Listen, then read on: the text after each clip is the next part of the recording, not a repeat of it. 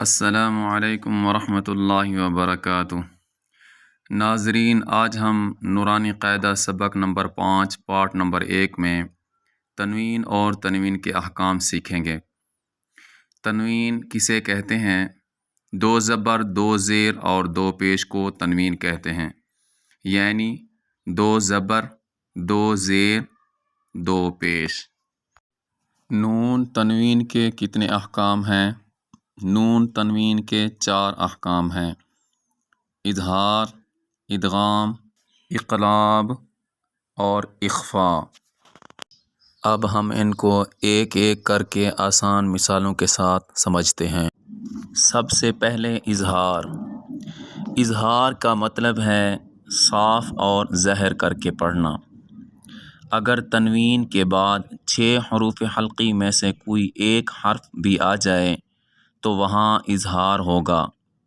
بذات خود نون کی آواز کو ظاہر کر کے پڑھیں گے، جیسے اجرن غیر۔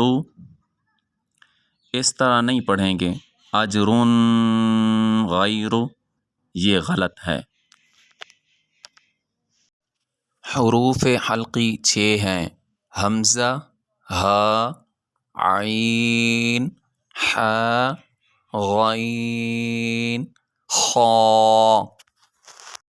نمبر 2، ادغام۔ ادغام کا مطلب ہے ایک حرف کو دوسرے حرف میں داخل کرنا۔ اگر تنوین کے بعد 6 حروف یرملون میں سے کوئی حرف آ جائے تو وہاں ادغام مع الغنہ ہوگا، یعنی ادغام بھی ہوگا اور غنے کے ساتھ ہوگا، جیسے غیشاواتوں والہم۔ یہاں ادغام ہو رہا ہے، تنوین کے بعد واو یرملون میں سے ہے اور یہاں ادغام بھی ہے اور غنہ بھی ہے۔ غیشاواتوں والہم۔ کچھ لوگ غلط اس طرح پڑھ دیتے ہیں غیشاواتوں والہم، وہ اپنی طرف سے ادغام کرتے ہیں، لیکن یہ ادغام نہیں ہے۔ ادغام مع الغنہ اس طرح ہوگا غیشاواتوں والہم۔ حروف یرملون 6 ہیں: یا، را، میم، لام، واو، نون۔ اب نمبر 3، اقلاب۔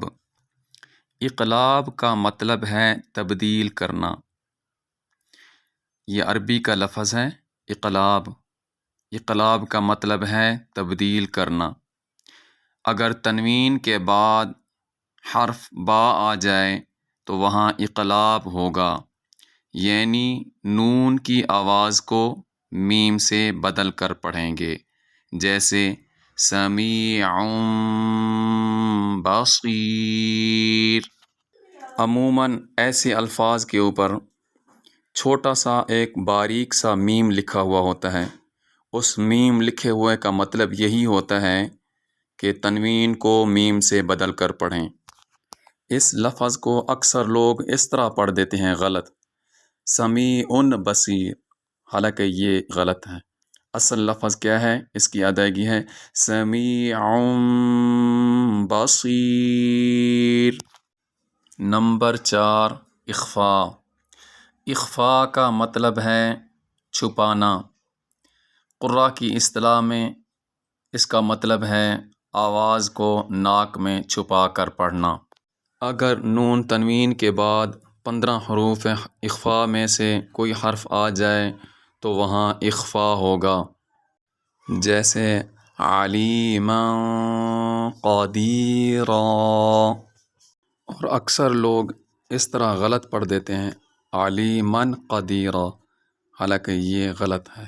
حروف اخفاء 15 ہیں: تا، ثا، جیم، دال، ذال، ذا، سین، شین، صاد، ضاد، طا، ظا فا قاف کاف۔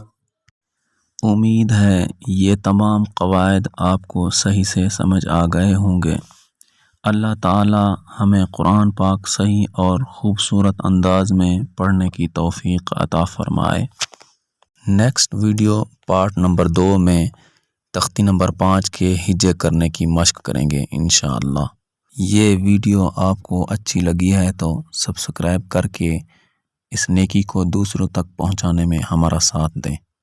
اللہ تعالیٰ آپ کو اس کا بہترین اجر عطا فرمائے، آمین۔